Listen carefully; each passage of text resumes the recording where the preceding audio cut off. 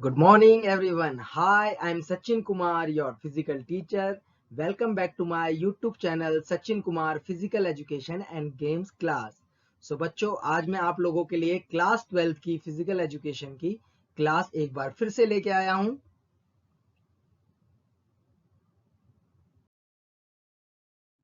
आज जो हम चैप्टर कर रहे थे वो है हमारा चैप्टर 6 और उसकी एक्सरसाइज हम आगे करने जा रहे हैं।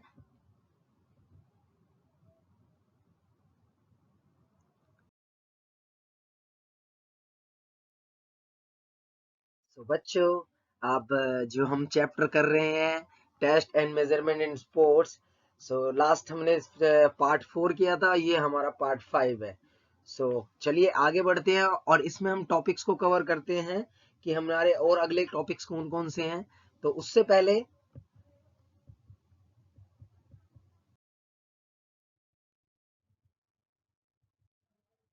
मेरी आप लोगों से बच्चों इतनी रिक्वेस्ट है कि आप मेरे इस चैनल को आप सब्सक्राइब, लाइक एंड शेयर जरूर करें, ताकि आपको इस चैनल के थ्रू जितने भी नोटिफिकेशंस हैं आपकी स्टडी मटेरियल की वो आपको मिलती रहे।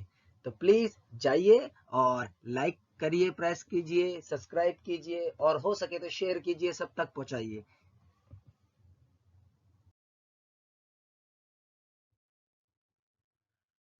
जो हम टॉपिक कर रहे थे 6.5 Rikli and Jones senior citizen test, इसमें लास्ट हमने जो टेस्ट किए थे जैसे कि चेयर स्टैंड टेस्ट, ठीक है, उसका प्रोसीजर, उसका पर्पस, उसके उसमें क्या क्या रिक्वायर्ड इक्विपमेंट होते हैं, उसके किस तरीके से प्रोसीजर से उसे किया जाता है जो सीनियर सिटीजन टेस्ट के लिए होते हैं। इसके बाद हमने उनका आर्म कल टेस्ट देखा और उनका चार्ट बनाने की उसमें पूरा प्रोसीजर वीडियो के अंदर देखा। अब उसके बाद फिर हमने third chair sit and reach test देखा। तो हम अब इससे आगे जो सीनियर सिटीजन टेस्ट होते हैं, इसके आगे क्या क्या चीजें होती हैं, कौन कौन से और ऐसे टेस्ट हैं जिससे हम सीनियर्स की स्ट्रेंथ को, फ्लेक्सिबिलिटी को नाप सकते हैं। तो चलिए देखते हैं।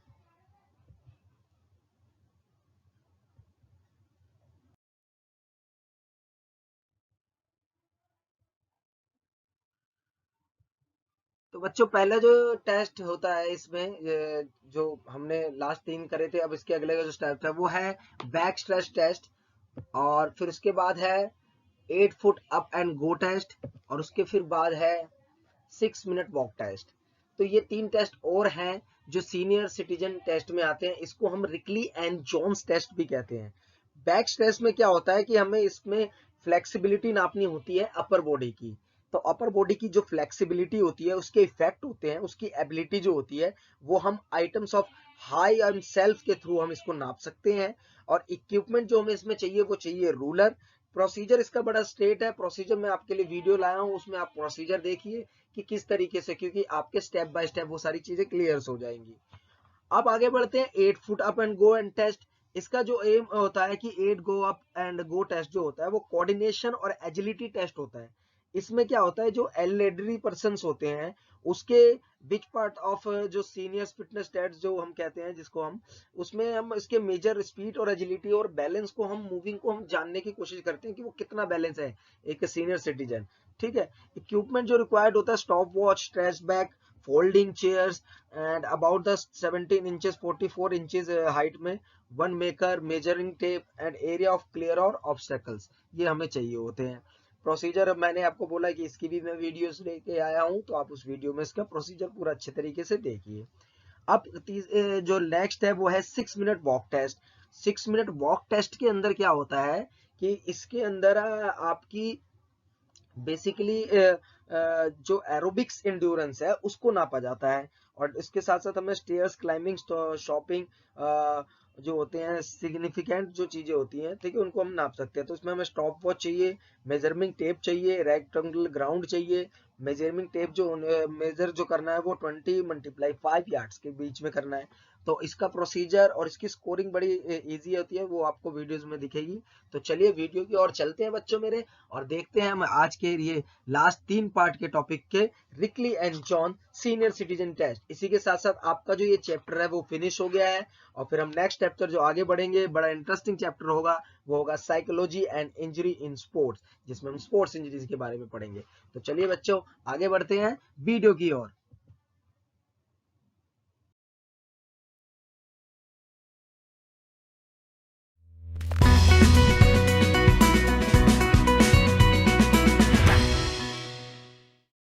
The back scratch test. The back scratch test assesses the general shoulder range of motion by measuring how close the hands can be brought together behind the back. The back scratch test is a measure of the senior fitness test protocol developed by Jones and RIKLI, designed to test the functional fitness of seniors. Patient instructions. The subject stands and reaches one hand over the same shoulder with the palm down and with the fingers extended, and reaches as far down the back as able. The subject then places the other arm around the waist into the low back with the palms up, fingers extended, reaching up the middle of the back as far as possible. The subject tries to touch or overlap the middle fingers. The subject reverses arms to test which position generates the best result. Once the best position is determined, the subject practices the test twice. The observers make sure the middle fingers are pointed toward each other as able, and move them into the position of best alignment without moving the subject's hands. Do not allow the subject to grab the fingers and pull to increase the range of motion. Perform 2 practice trials in the preferred position, then 2 test trials that are measured. Measure the distance between the tips of the middle fingers to the nearest ½ inch, regardless of alignment behind the back. Indicate a minus if the fingers do not reach, and a plus if the middle fingers overlap. Record the better of 2 trials.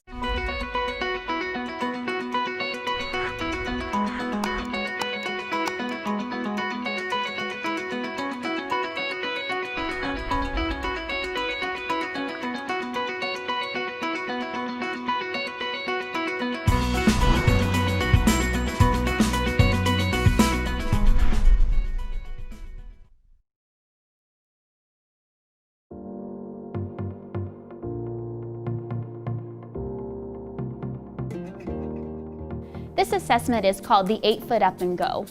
This assessment is a measure of an older adult's balance, agility, and walking speed. These are all important physical parameters as one ages.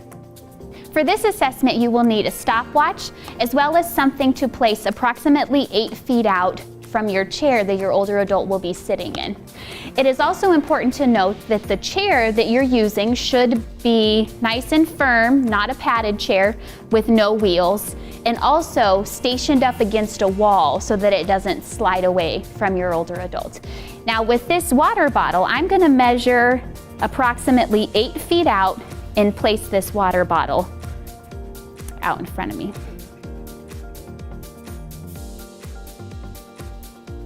Good, and directly out from the chair. Okay. Now Betty, I'm going to demonstrate this assessment for you and then I'll actually have you perform it, okay? I'm going to have you start seated in the chair, all the way out on the edge with your heels directly below your knees. And when I tell you to go, I'd like you to stand up from the chair, walk as quickly as you can around the water bottle, come back and sit down. Just one single time, okay? Good, go ahead and have a seat. Good. Ready, and begin.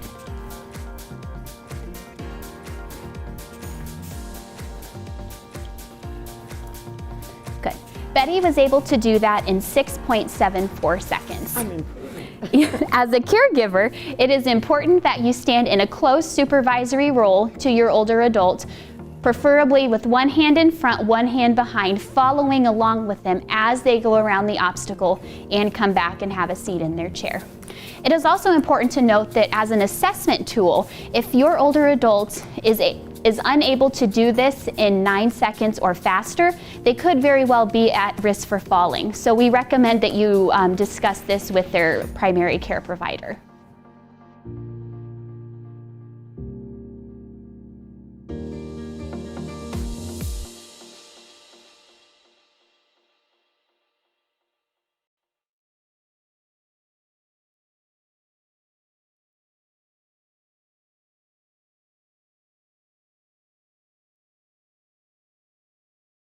Bob and Brad, the two most famous physical therapists on the internet. Hi, I'm Bob Schrupp, physical therapist. Brad Heineck, physical And therapist. together we are the most famous physical therapists on the internet. Well, in our opinion, of course, Bob. So as you can see, I'm not only the better looking one, I'm also the taller one of the two. Say no more, Bob. All right, Say today, no more. Brad, we're going to talk about the 6-minute walk test. The purpose of this test is to test somebody's exercise tolerance. Really good for people who have like chronic respiratory disease or heart failure. But they've actually expanded now. They use it on just elderly adults, people who've had total hips or total knees, fibromyalgia, scleroderma, lots of things. So a 6-minute walk test, they're going to walk for 6 minutes and Right. they're going to time it? And we're going to time it. We're going to Okay. see how far they walk. And usually what they suggest is you want to set up 2 cones and you're going to put them 30 meters apart. This is not 30 meters, Brad. Right. But just for demonstrative purposes, Sure. we thought we'd just show. So and then you're going to count how many times, how many laps they make. So Okay. obviously, So you down get- and back would be 60 meters. Right. So you're going to get a timer and click and have them start walking. Yep. Okay. So very simple to do, but there are some contraindications. If they've had unstable angina, in other words, chest pain, and it's Right. not stable. If they've had a heart attack in the previous month. Right. If they have high blood pressure of 180 over 100 or above. Right. You're not going to want to do it. If their resting heart rate is over 120. Okay. You're not gonna wanna Oh, do it. yeah. So, if there's any unusual concerns health-wise, maybe you should see a doctor or, don't do this if there's concerns. Yeah, and the test is going to be stopped if the person starts to have chest pain or if they really become short of breath, that it's just intolerable. Leg cramps, if they're staggering, if they become sweaty. Sure. Or ashen, pale Right. looking. They all should those feel just normal, Right. maybe a little fatigued. The problem is that some of the standards here are a little bit off on the way that people do this, but you always want to have them walk usually at a comfortable pace, not as fast. Don't say walk as fast as you can, just say walk at a usual pace or a comfortable pace. Sure. They should wear comfortable shoes. As far as encouragement, if you're doing the test, you want to make sure you give the same amount of encouragement each time you test, because encouragement does help people go further. The motivation, Yeah, you might want to say nothing at all. Right. I mean, that might be the best of all. Sometimes people even do a practice trial Sure. of this. So if you're going to do it from one time to another, doing it in the same location, same atmosphere, Right. same shoes. So Brad, as you start doing it, Okay. you're going to go ahead and start, and you're walking down. If he should get tired, he can do one of 2 things. He can either lean against the wall, which we don't have any wall here, or he can actually sit down if he gets tired. So I could Oh. lean against something of this. So this is, then the clock keeps going? Yep, the clock keeps going, so this is working against you, as you're obviously not going to get as much time down if you're... You get rested up and you get up and go Right, again? when you're ready to go again. Okay. So it's a very simple test to apply. It's very helpful. There are some standards, there are some results, but they all kind of vary a little bit. And they have them for like people who have COPD, what normal results are. Sure. They have them for people who are regular, just healthy adults. Sure. But the biggest thing, the only thing that they all seem to agree upon is that for improvement is what you want to see is at least 50 meters. So if you test the first time and then you test a month later, you'd like to see that they've improved at least 50 meters. That's a significant improvement. Okay. So All I'm right. not going to give any of the other numbers. You can look them up online. Right. And there's just a lot of them. Basically, you're looking for either a change, better or worse. They're going to do something maybe 4 weeks later. They're going to exercise, Right. change your diet, change medication, whatever, and then test it again. And then you're going to see, it's a motivator too, that you can see that you're going actually further, each time is what Right, you'd like to see. exactly. And, these testing has been even used to determine whether or not they think someone is maybe going to be hospitalized. Like I know in one case, people with COPD, if they went less than 200 meters, there's a good chance they're going to be hospitalized soon. So the test can be used for a lot of things like that. Right. So, Okay. all right. Can it test for a broken heart, Bob? Yep, that's right. We can fix just about anything, but we can't fix A broken heart, and I don't think this test is going to help us. No, we're getting even closer. break one. We're zooming in on it. Yeah, now, it is. so. Yeah. All right. We're gonna do it. Thanks for watching.